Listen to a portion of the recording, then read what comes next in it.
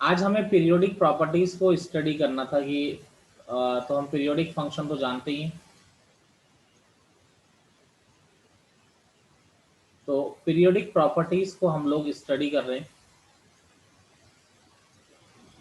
तो हम हर फंक्शन का पीरियड निकालना भी जानते हैं, तो इसलिए ऐसी कोई दिक्कत वाली बात नहीं है। तो जस्ट फॉर समझने के लिए मैं सबसे पहले आपको एक छोटा सा एग्जांपल लूंगा, जिससे आपको प्रॉपर्टीज बड़ी आसानी से समझ में आ जाएगी। तो जो पीरियोडिक फंक्शन की प्रॉपर्टीज है, तो वो जो प्रॉपर्टी होगी आपकी, वो पीरियोडिक फंक्शन की चाहो तो फर्स्ट प्रॉपर्टी मान लो या आगे कंटिन्यू कर लो। तो प्रॉपर्टी होती है जीरो से एन टी, जीरो से n t f x d x. यहाँ पर टी जो है आपका, टी आपका पीरियड ऑफ फंक्शन है। यहाँ पर टी हो जाता है आपका पीरियड ऑफ फंक्शन, और ये जो एन होता है ये हो जाता है आपका नेचुरल नंबर। ठीक है, एन बिलोंग्स टू, ये जो होता है आपका नेचुरल नंबर हो जाता है। यानी जीरो से n t f x d x is equal to होता है एन जीरो से t f x d x. यानी जो एन होता है ये आगे आपका मल्टीप्लाई हो जाता है। जैसे फॉर समझने के लिए अगर मैं आपसे बात करूं, जीरो से 100 pi mod sine x d x. अब मॉड साइन एक्स का पीरियड क्या होता है, पाई होता है, हम लोग जानते ही हैं, इसमें कोई ऐसी वाली बात नहीं है। तो आप लोग स्टडी करके आए हैं प्रॉपर्टी को। तो अगर मैं यहाँ पर जैसे मॉड साइन एक्स का ग्राफ अगर बनाने की कोशिश करूँ, तो मॉड साइन एक्स का ग्राफ हम बड़ी अच्छी तरह जानते हैं। पूरा ग्राफ पॉजिटिव रीजन में जाता है, इस तरह से चलता रहता है। एंड में जाके आपका इस तरीके से 0 पाई 2 पाई 3 पाई 99 पाई 100 पाई। ठीक है, इस तरीके से आता है। अब देखिए 0 से 100 पाई, तो यहाँ पर मैं सोचता हूँ बेटा अगर पीरियोडिक फंक्शन है तो 0 से पाई में जितना एरिया आ रहा है, पाई से 2 पाई में भी उतना ही एरिया आ रहा है, 2 पाई से 3 पाई में भी उतना ही एरिया आ रहा है, और 99 से 100 पाई में भी उतना ही एरिया आ रहा है।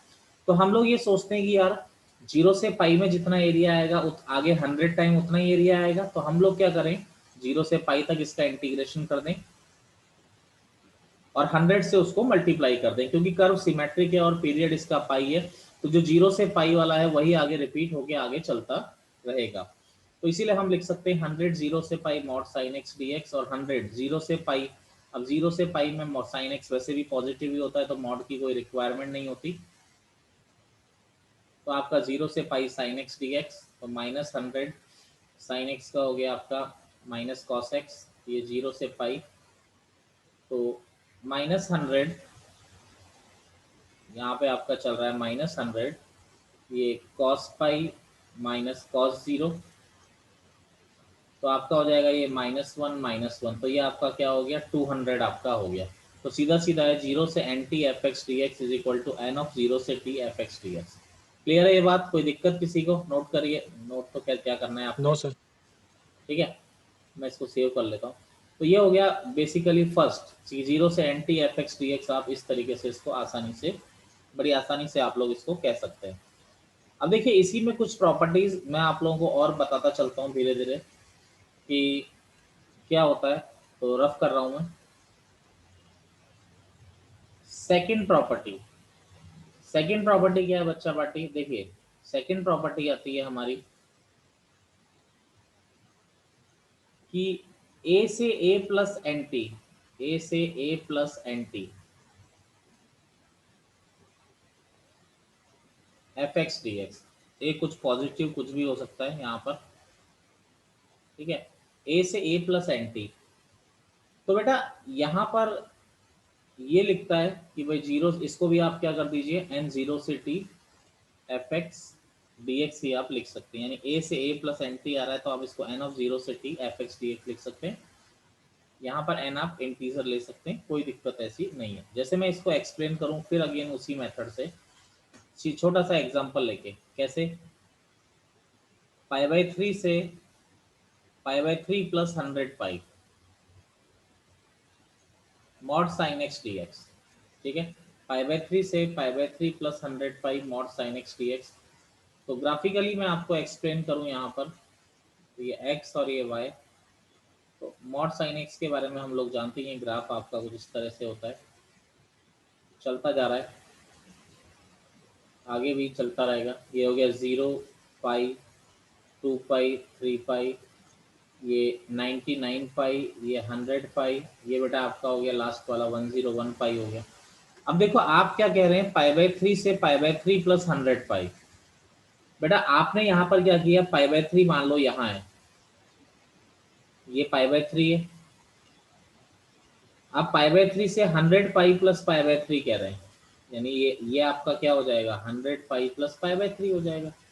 तो आप जितना एरिया यहाँ पर छोड़ रहे हैं उतना ही एरिया आप यहाँ पर कवर कर ले रहे हैं ना, मेरी बात समझ रहे हैं? जितना एरिया आपने यहाँ पर ये छोड़ दिया उतना ही एरिया तो यहाँ पर आपने कवर कर लिया। तो इसका मतलब हम इसको यही कह सकते हैं कि 0 से 100 पाई वाला ही कह सकते हैं, mod sine x yes D x. और पाई इसका क्या आता है, पाई इसका पीरियड है। तो अभी अभी हमने फर्स्ट प्रॉपर्टी पढ़ी है 0 से एन टी, तो एन आगे आ जाएगा 100, 0 से pi, mod sine x d x. तो इसका पीरियड पाई होता है आपका, तो 100 इंटू 2 यानी आपका क्या आ जाएगा बेटा, अगेन आपका 200 आपका आ जाएगा। बताइए कोई प्रॉब्लम है, कोई कुछ कहना चाह रहा है बेटा, बोलिए। No sir. बोलिए जी, कोई भी कोई कुछ कहना चाह रहा है, जितने भी बच्चे हैं क्लास में। No Karanveer, sir. कोई दिक्कत है? So, चलिए, नहीं है किसी को दिक्कत, आगे चल रहे हैं। अगली थर्ड प्रॉपर्टी है, थर्ड प्रॉपर्टी क्या है कि देखिए एम टी से n t f x d x, ठीक है। यहाँ पर m और n बेटा कोई इंटीजर है और t फंक्शन का पीरियड है, ये तो बोलने की बार बार जरूरत नहीं है। t is a period of function. तो इसको हम लिख सकते हैं बेटा n माइनस एम 0 से t, यानी n माइनस एम 0 से t F x d x, हम लोग इसको ऐसा लिख सकते हैं। अब जैसे आप लोग अगर समझे, जैसे मान लीजिए कि 2 पाई से 5 पाई, जैसे mod sine x d x, जैसे इसी से समझ लेते हैं कुछ, जिस एग्जांपल से हम इन चीज़ों को समझ सकते हैं, आसान एग्जांपल है प्रॉपर्टी को समझने के लिए। तो देखिए 2 पाई से 5 पाई,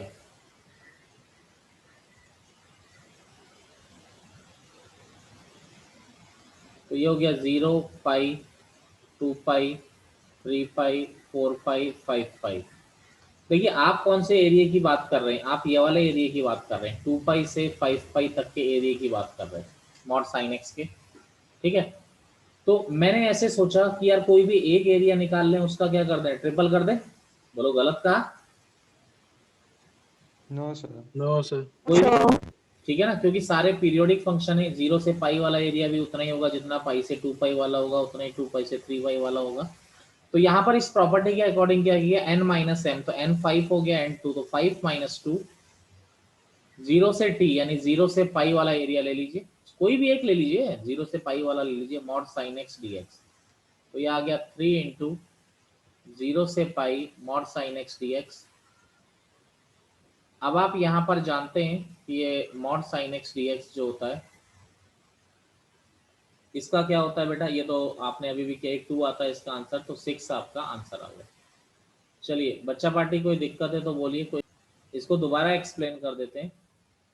देखो यहाँ पर एम टी से n t, t for period of function, और एम और एन आपके इंटीजर है, तो ये प्रॉपर्टी कहती है कि आप एन माइनस एम 0 से t f x d x कर दीजिए। अब इसी चीज को मैंने एग्जाम्पल से एक्सप्लेन किया, देखिए एग्जाम्पल से एक्सप्लेन किया, तो मैंने एक एग्जाम्पल ले लिया यहाँ पे, इसको चलो दोबारा समझा देते हैं। एग्जाम्पल मैंने ले लिया 2 पाई से 3 पाई। अब यहाँ पर हमें क्लियरली एक बात दिखाई दे रही है कि प्रॉपर्टी तो लग रही है 2 इंटू पाई और ये 5 into pi, mod sine x d x. तो यहाँ पाई से 2 मल्टीप्लाई हो रहा है, यहाँ पाई से 5 मल्टीप्लाई, इसका पीरियड भी है। और यहाँ से मैं ज्योमेट्रिकली समझूं तो मैंने एरिया कौन सा निकालना है आपका, 2 पाई से 5 पाई तक का मैंने इसका एरिया निकालना है। तो बेटा यानी ये तीन, ये पूरा ये तीन निकालने हैं ना, नॉर्मली मैं एक बात करूं तो मैं क्या सोचता हूँ कि यार एक ये पकड़ लो, इसका 3 टाइम्स कर दीजिए। आशुतोष, यही तो बात हो रही है। आप ये पकड़ लीजिए, इसका 3 टाइम्स कर दीजिए, ये तीनों इक्वल ही तो हैं सारे, क्योंकि पीरियड तो इसका पाई है। तो इस प्रॉपर्टी के अकॉर्डिंग भी तो वही कह रहा हूं मैं, n माइनस एम, एन यानी 5 माइनस 2, 0 से pi mod sine x d x. तो ये क्या हो गया 3, 0 से pi mod sine x d x, और इसको तो mod sine x d x, इसको अभी अभी हमने 2 बार सॉल्व किया है, तो आपका क्या आ गया 6, आपका आंसर आ गया। बताइए अभी भी कोई प्रॉब्लम है तो बोलिए। चलिए, नो सर। उम्मीद करते हैं कि नहीं होगी। तो अब नेक्स्ट देखिए, इसी का फोर्थ प्रॉपर्टी, धीरे धीरे करके इसी में हम लोग आगे चलते जा रहे हैं। इसी की फोर्थ प्रॉपर्टी देखिए। फोर्थ प्रॉपर्टी क्या आ जाती है आपकी, इसी में थोड़ा और आगे चल रहे हैं, ए से एम टी और ए से एन टी। यहाँ पर ए कोई भी नंबर है और एम और एन तो इंटीजर है ही। तो बेटा जितना आपने ए यहाँ पर आगे बढ़ाया, पीछे भी तो उतना ही ए आगे बढ़ा लिया, तो फर्क तो कोई पड़ा नहीं ना। तो आपका दोबारा क्या आ गया, एन माइनस एम, 0 से t f x d x. यही आ गया, नहीं आ गया दोबारा, बोलिए। यहाँ पर m और n आपके क्या आ रहे हैं, इंटीजर। Yes sir. तो कोई ऐसा फर्क नहीं पड़ रहा है इससे। क्लियर है मेरी बात? Yes sir. Property yes. Property fifth और देख लीजिए, a प्लस एम टी से a plus n t f x d x. नहीं, ये तो वही लिखा थी मैंने, सॉरी, इसको मैं थोड़ा चेंज कर रहा था। तो प्रॉपर्टी थी आपकी a प्लस एन टी से b plus n t f x d x. जरा मुझे इसका आंसर आप लोग बताएंगे सोच के, क्या लिख सकते हैं प्रॉपर्टी के अकॉर्डिंग।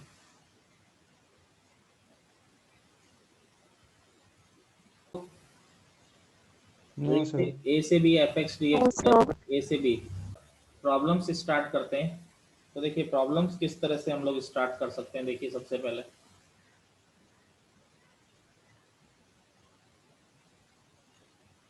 तो देखिए, जैसे बिल्कुल बेसिक क्वेश्चन अगर मैं करूं तो सबसे पहले 0 से 4 pi mod cos x d x. तो देखिए मॉड कॉस एक्स जो होता है फंक्शन, इसका जो पीरियड होता है वो पाई होता है। और अभी अभी मैंने एक प्रॉपर्टी पढ़ाई है, 0 से एन टी, ठीक है। प्रॉपर्टी क्या है, 0 से n t f x d x is equal to n of 0 से t f x d x. तो बेटा यहाँ पर क्या हो गया, 0 से 4 पाई, तो 4 इंटू पाई, ये कॉस एक्स है आपका,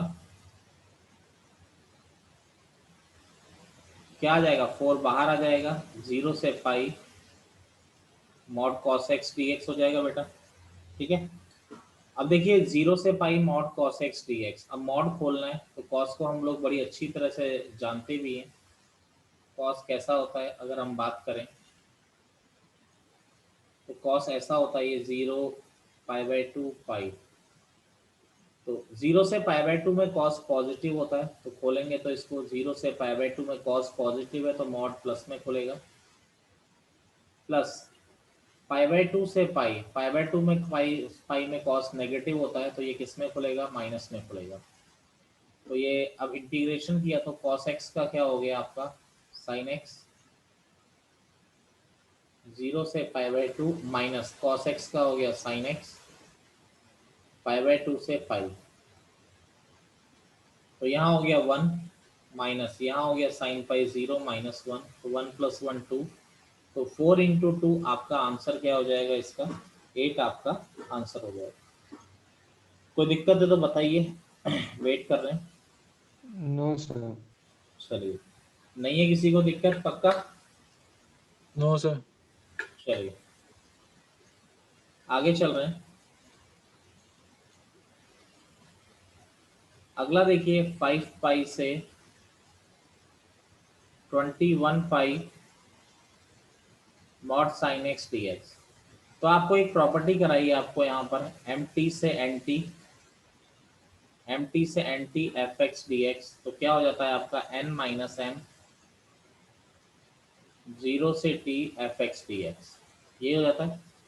तो यहाँ पर देखिए 5 इंटू पाई, ये पीरियड ही है पाई मॉड साइन एक्स का, ये 21 into pi mod sine x d x.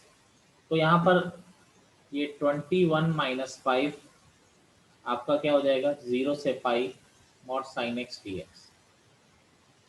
आप 21 में से 5 जाएंगे तो आपके क्या बचेगा 16, और 0 से पाई में साइन एक्स पॉजिटिव होता है तो मॉड की कोई रिक्वायरमेंट नहीं है, तो साइन एक्स का क्या हो जाता है माइनस कॉस एक्स। बाकी आप जानते ही हैं इसका आंसर तो 2 ही आता है अंदर वाले का पूरा, तो क्या आ गया 32 आपका इसका आंसर आ गया। तो मैं समझता हूँ कोई ऐसी दिक्कत वाली बात है नहीं हमारे पास। अगला नेक्स्ट प्रॉब्लम है हमारी,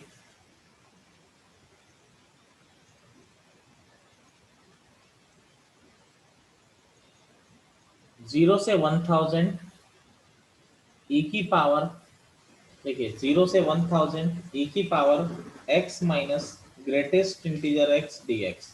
जैसे ये आ रहा है 0 से 1000। देखिए आप लोगों को मैं बहुत बार बता चुका हूँ कि फ्रैक्शनल पार्ट ऑफ x होता है x minus greatest integer x, और फ्रैक्शनल पार्ट ऑफ x का पीरियड कितना होता है आपका 1 होता है। ठीक है, तो यानी इसको अगर देखा जाए थोड़ा चेंज कर दें तो ये 1000 इंटू 1, और ये फ्रैक्शनल पार्ट ऑफ x की तरह काउंट होता है। तो फ्रैक्शनल पार्ट x का पीरियड 1 है तो e की पावर फ्रैक्शनल पार्ट x का भी 1 ही होता है, उससे कोई चेंज नहीं होता e की पावर आने से। तो अगेन वही वाली प्रॉपर्टी लग गई, 0 से n t f x d x, तो ये हो जाता है आपका n 0 से t आपका एफ एक्स डी एक्स आपका इस तरीके से आ गया। तो देखिए 0 से 1000 इंटू 1, तो 1000 नीचे आ गया, ये आ गया 0 से 1 e की power fractional part of x को दोबारा चाहो तो x minus greatest integer x लिख सकते हो। अब देखिए ग्रेटेस्ट इंटीजर जो है 0 से 1 के बीच में अगर कोई नंबर है x तो उसका ग्रेटेस्ट इंटीजर क्या होता है 0। तो 1000 0 से 1 e की पावर x dx, तो e की पावर x का क्या होता है इंटीग्रेशन, e की पावर x ही होता है 0 से 1, तो ये आ गया e की पावर 1 माइनस e की पावर 0। तो ये 1000 इंटू ई माइनस वन आपका क्या हो जाएगा इसका, 1000 ई माइनस वन आपका क्या हो जाएगा इसका आंसर हो जाएगा। बोलिए कोई प्रॉब्लम है किसी को तो। अगला देखिए ये आई आई टी जेई 1994 में और 2004 में इस तरह का क्वेश्चन आया था, मैं एक बार करा देता हूँ। देखिए 0 से n pi plus we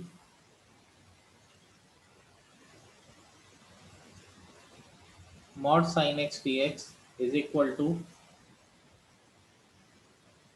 2n plus 1 minus cos v where n is positive integer, where n is positive integer and जो v दे रखा है बेटा, v आपको बोल रहा है 0 से, ठीक है,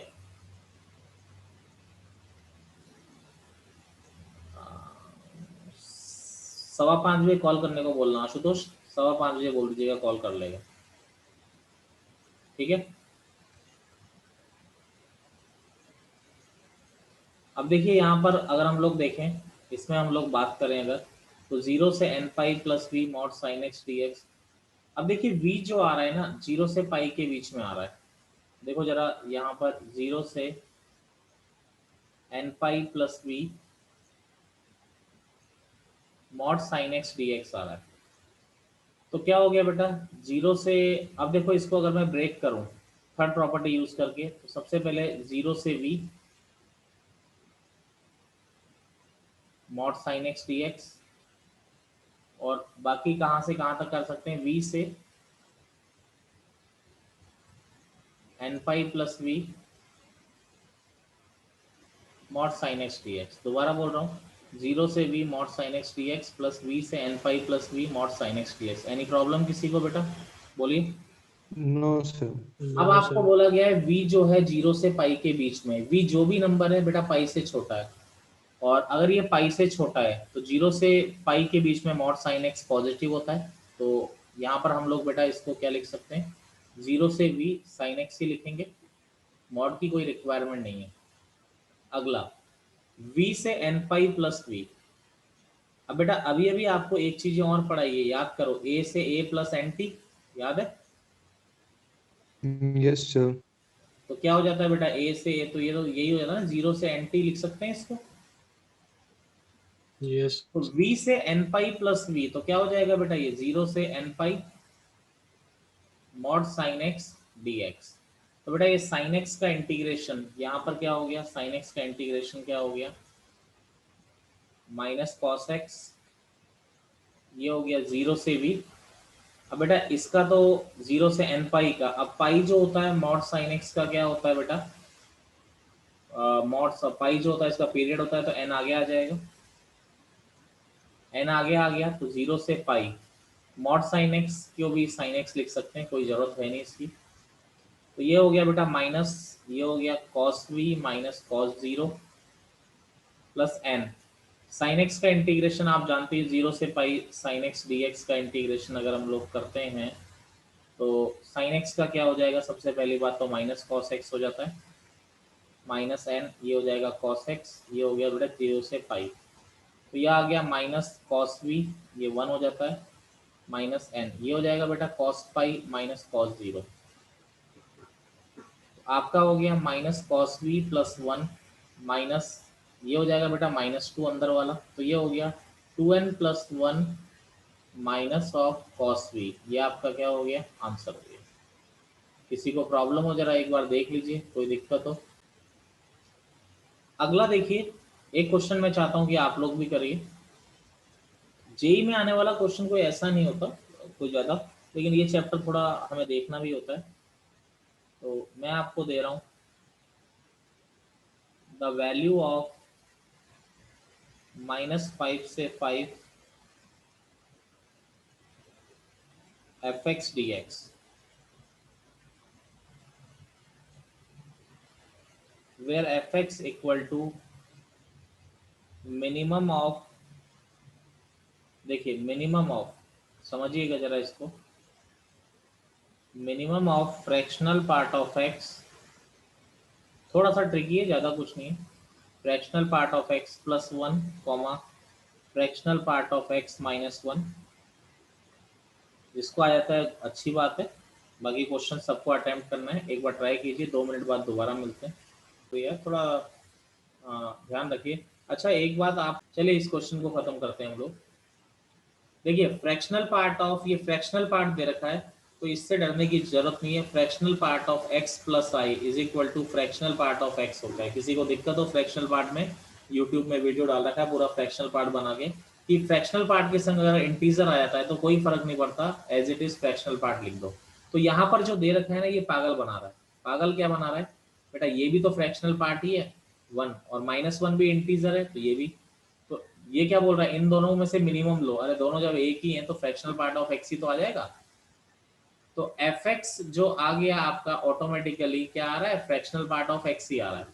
अब देखिए -5 से 5 fractional part of x, fractional part of x का पीरियड क्या होता है, 1 होता है। तो आपकी कौन सी प्रॉपर्टी लग रही है, आपकी प्रॉपर्टी लग रही है एम टी से n t f x d x, तो क्या हो जाता है n माइनस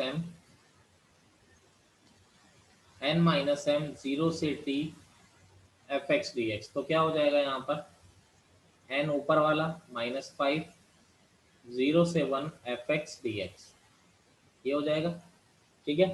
तो ये क्या हो गया बेटा, एफ एक्स आपका क्या है, sorry fractional part of x लिखना है यहाँ पर हमने, तो 0 से 1 फ्रैक्शनल पार्ट ऑफ एक्स, तो ये तो हो गया बेटा 10, 0 से 1 फ्रैक्शनल पार्ट ऑफ एक्स को हम लिख सकते हैं x minus greatest integer of x dx, तो x का integration fractional part of x तो 0 हो जाएगा, क्योंकि x अगर 0 से 1 में जा रहा है तो ग्रेटेस्ट इंटीजर उसका 0 हो जाता है, तो 0 से 1 x dx, तो ये हो जाएगा 10/2 एक्स स्क्वायर 0 से 1, तो 5, ये हो गया 1 माइनस 0, तो आपका आंसर क्या हो गया बेटा, 5 आपका क्या आ गया, आंसर आ गया।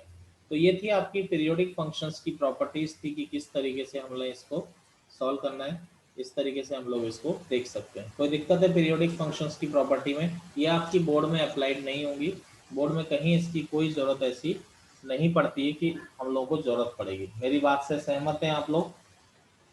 Yes, sir.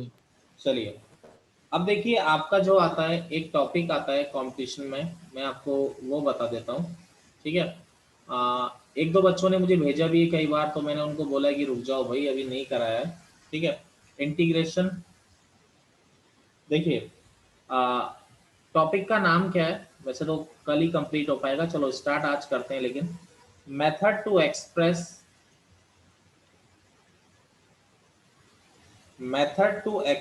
The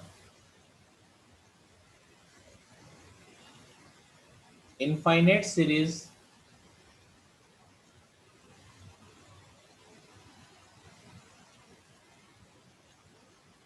as definite integral। Method to express the infinite series as definite integral. ठीक है, अब इसमें थ्योरेटिकल आपको मैं कुछ ज़्यादा नहीं बताऊंगा थ्योरेटिकली। ठीक है, आपको ध्यान रखना है कि बेटा ऐसा होगा तो ऐसा आएगा, ऐसा होगा तो ऐसा आएगा, ये चीज़ आपको थोड़ा ध्यान रखनी पड़ेगी। आपको डायरेक्ट क्वेश्चन मिलेगा, अब वो चीज़ कैसे आ रही है उसका हमारे लिए अभी इंपॉर्टेंस नहीं है। ठीक है ना, और ना ही हमारे जेई मेन और एडवांस कहीं में उसकी जरूरत पड़नी है, बस क्वेश्चन आपको आना चाहिए। मैं आपको स्टेप्स लिखाता जा रहा हूँ कि आपको कैसा करना है। तो देखिए, स्टेप वन है, ठीक है, स्टेप वन है कि एक्सप्रेस द गिवन सीरीज। जो भी सीरीज आपको एक इनफाइनाइट, आपको क्वेश्चन में एक इनफाइनाइट सीरीज दी जाएगी, उसको आपको डेफिनेट इंटीग्रेशन की फॉर्म में सॉल्व करना है।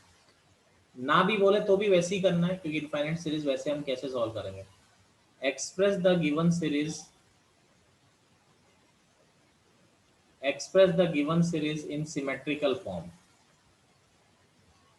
ठीक है, यानी जो भी सीरीज है आप उसको सिमेट्रिकल फॉर्म में आप क्या करिए, कन्वर्ट करिए। अगला step to, use sigma.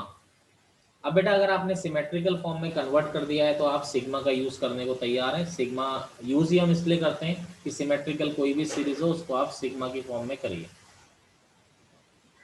Step third क्या है, देखिए स्टेप थर्ड है आपका, पुट आर अपॉन एन, जहां भी आ रहा है उसको एक्स पुट कर दीजिए और आएगा ही आएगा, वो आपको चिंता करने की जरूरत नहीं है। एंड ठीक है, आर अपॉन एन को आप सिग्मा पुट कर दीजिए, और सॉरी एक्स पुट कर दीजिए, और सर आपने एक्स लिखा है। हाँ सॉरी, सही है, वो सही है।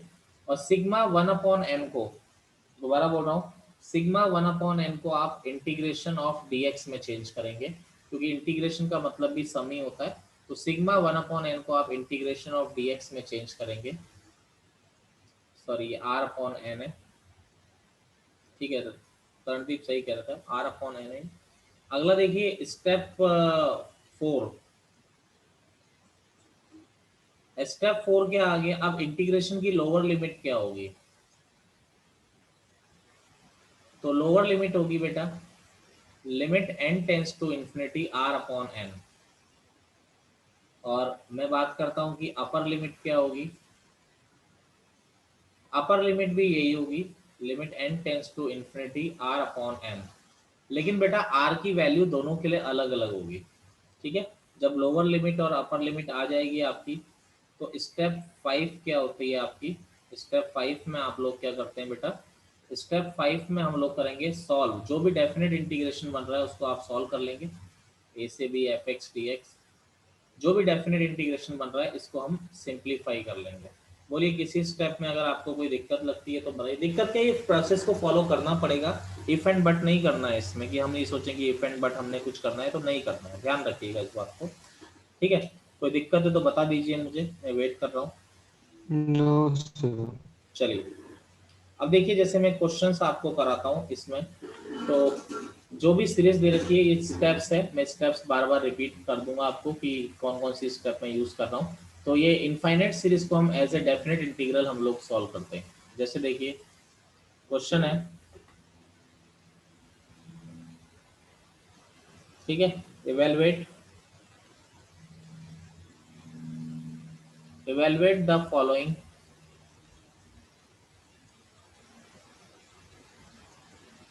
क्या हो गया, limit n tends to infinity 1 upon n plus 1 plus 1 upon n plus 2 plus 1 upon n plus 3 plus 1/2n, जैसे ये आ रहा है, इनफाइनाइट सीरीज आ रही है बेटा। मैंने आपको बोला सबसे पहले आप इसको सिमेट्रिकल फॉर्म में कन्वर्ट करेंगे, तो सिमेट्रिकल फॉर्म यानी पूरी सीरीज एक जैसी दिखनी चाहिए। तो देखो ऊपर 1 आ रहा है, यहाँ भी 1 आ रहा है, यहाँ भी 1 आ रहा है, लास्ट में भी 1 आ रहा है, कोई दिक्कत नहीं है। यहाँ पर n प्लस आ रहा है, इधर भी n प्लस आ रहा है, इधर भी n प्लस आ रहा है, तो लास्ट वाले में भी n प्लस आपका आ रहा है। अब यहाँ 1 आ रहा है, यहाँ 2 आ रहा है, यहाँ 3 आ रहा है, तो बेटा यहाँ 2n है, तो यहाँ पर हम लोग क्या लिख सकते हैं, n प्लस n लिख सकते हैं बेटा, ताकि वो दोनों टर्म भी क्या हो जाएंगी आपकी, इक्वल हो जाएंगी। मेरी बात समझ रहे हो? अब Yes, sir. सिमेट्रिकल फॉर्म में लिखें तो सिग्मा, देखिए सब जगह ऊपर न्यूमरेटर में 1 है, अब सब जगह ये n ही आ रहा है, तो n ही आ रहा है। अब जहां चेंज हो रहा है ये 1 2 3 n तक, तो बेटा n प्लस आर लिख दिया, और r कहां से कहां तक जा रहा है आपका, 1 से लेकर n तक जा रहा है।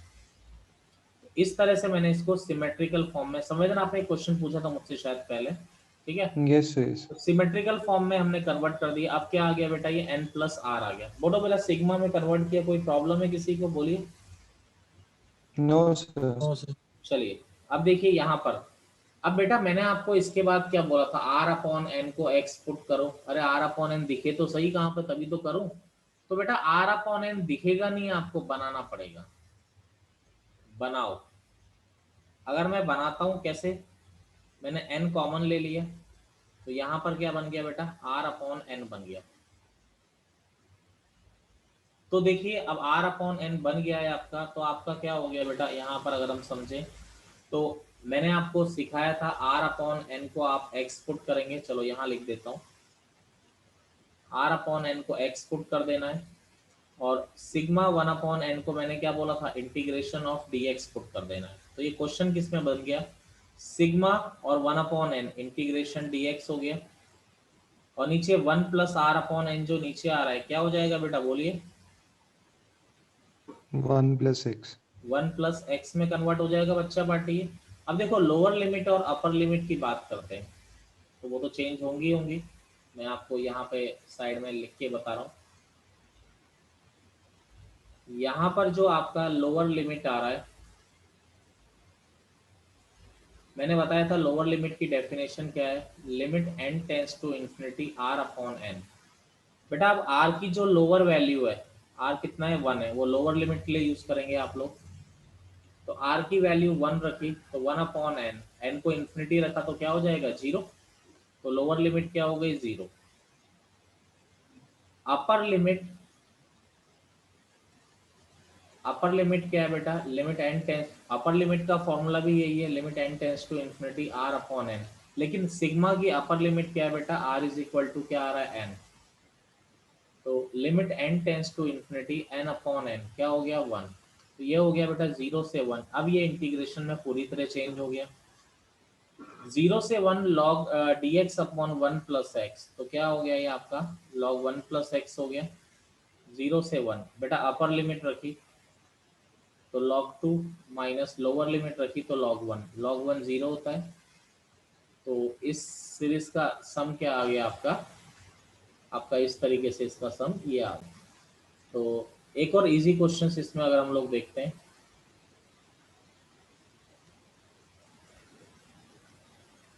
तो आपका क्या आ रहा है, जैसे limit n tends to infinity n upon n square plus 1 का square plus n upon n square plus 2 square plus n upon n square plus 3 square plus n upon 2n square. ठीक है, तो पहले मैंने आपको क्या बोला, सिमेट्रिकल फॉर्म में कन्वर्ट कीजिए, यानी देखो यहाँ भी n आ रहा है, चलो यहाँ भी n ही आ रहा है ऊपर, यहाँ भी n आ रहा है, और लास्ट टर्म में भी n ही आ रहा है, तो कोई प्रॉब्लम नहीं है। यहाँ पर बेटा एन स्क्वायर प्लस है, यहाँ भी एन स्क्वायर प्लस ही आ रहा है, यहाँ भी एन स्क्वायर प्लस है, तो यहाँ 2n स्क्वायर को एन स्क्वायर प्लस लिख सकते हैं।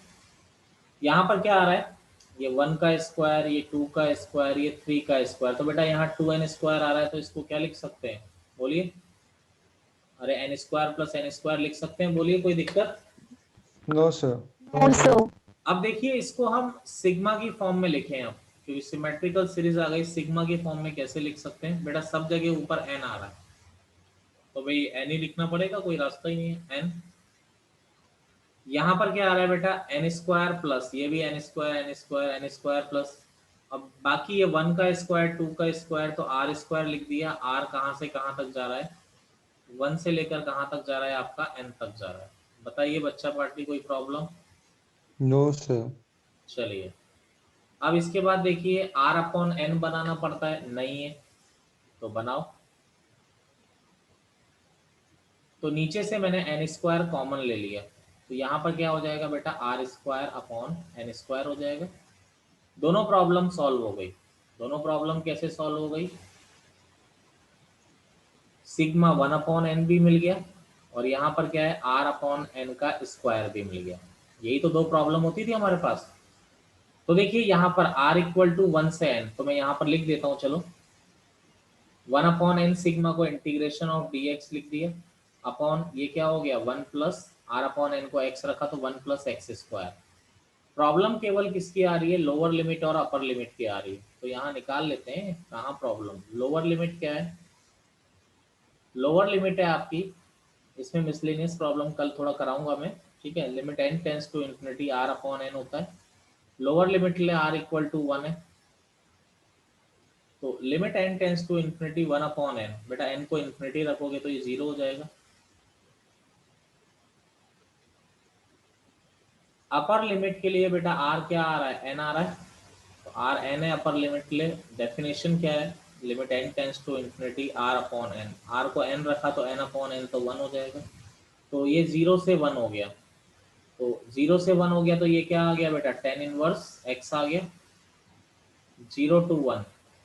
अब अपर लिमिट रखी तो यह आ गया tan इनवर्स 1, लोअर लिमिट रखी तो आ गया tan इनवर्स 0, तो यह आ गया पाई/4 माइनस 0, यानी आपका आंसर क्या आ गया इसमें, पाई/4 आपका आंसर यहाँ पर हमें मिल गया। कोई दिक्कत किसी को इसमें? बताइए। No, sir. No sir. चलो ठीक है, फिर कल करते हैं आगे, तो आगे मिसलेनियस प्रॉब्लम ही नेक्स्ट कल करेंगे, कोई दिक्कत? No, sir.